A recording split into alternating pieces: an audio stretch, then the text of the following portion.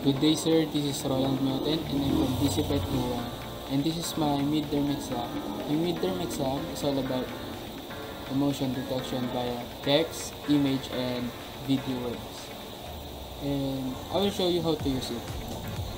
First, I'm gonna show you how to use emotion detection in text. So, ayun po sir, na-setup ko na po siya. Ayun po, na-setup ko na rin po siya. And ito po yung text na ito po yung text list. Ito po yung kukuhain niyang emotion. Kung ano po yung mga emotion. Yan po sa lahat ng nakarev. Then, irarun ko na po siya. Ito.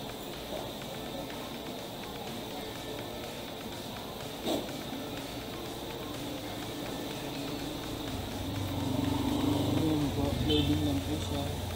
Wait lang po. Tapos, ayun po, lumabas na po siya. And sa unang statement po, surprise, surprise. Next po is fear, sadness, gladness, fear, surprise, surprise, joy, sadness. And ayun na po siya. Ganun lang po siya kasimple gamitin. Emotion detection ng text. Next naman po is emotion detection in image po. So, naglagay po ako dito ng image, just this one po. And dito po siya nakalagay, dito po siya nakakode.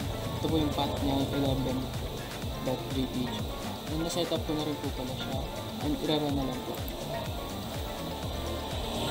Excuse me po. So, ayun po. Dito po siya lumabas. Dami na promotion na. This is me po.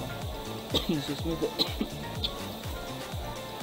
And next one naman po is yung 22jpg.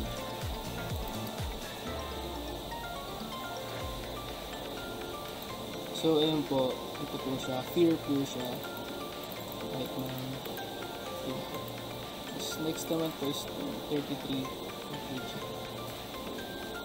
Just ito. Sorry po sa may ibulang po ako.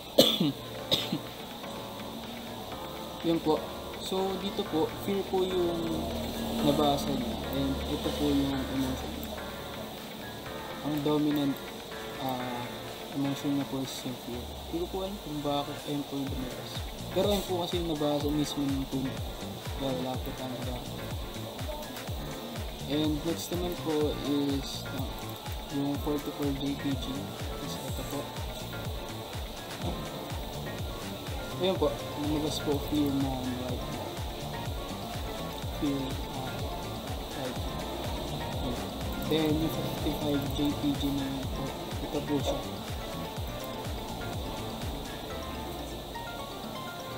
Ayun po, fear woman. Dominant is Latin. So, ayun po, ganun lang po siya kasi gamitin. Ito, emotion detection ng image. You need to set up yan po, like this. Then, next naman po, yung emotion detection in video. So, bago ko po i-play ito, panoorin po muna natin yung video. Which is,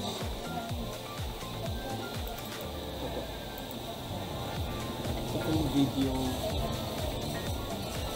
na i-detect ko na. So, yun po, i-start ko na po siya.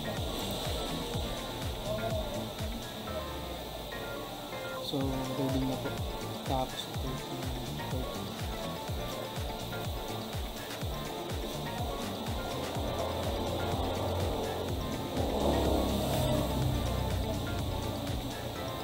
so, based po din sa tool na ginamit natin, person is interested.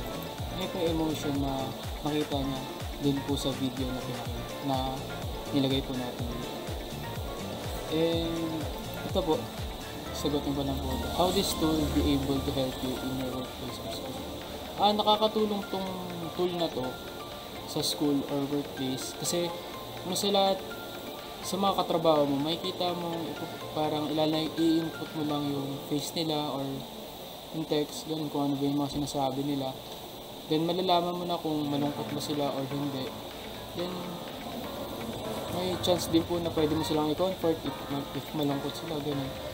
And What do you think is the best business value of detecting emotion in workplaces?